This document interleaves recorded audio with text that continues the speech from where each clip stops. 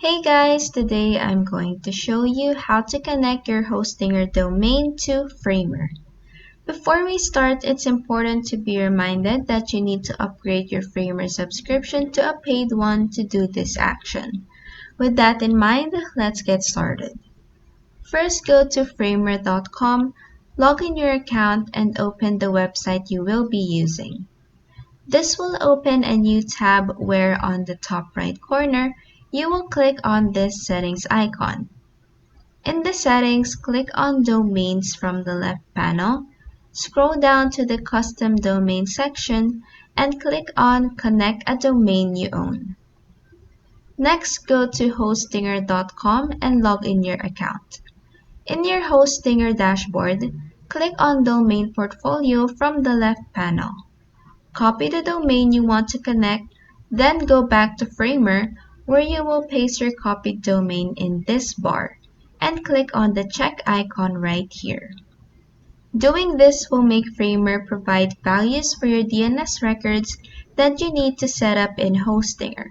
So copy the value provided, go back to Hostinger, and click Manage next to the domain you will be connecting. In here on the left panel, click on DNS/name servers and scroll down to the Manage DNS records. Under the type field, put in CNAME, put in www under the name field, and under the target field, paste the value you copied earlier, then click on Add Record. You now just have to do the same thing to your next two A records. Copy the value, go to Hostinger, for the type put in A, for name put in @ paste your copied value under target, then click Add Record. Then do the same thing again to the last DNS record. Since the last two records are both A records, you may encounter this pop-up. Just click on Confirm down here.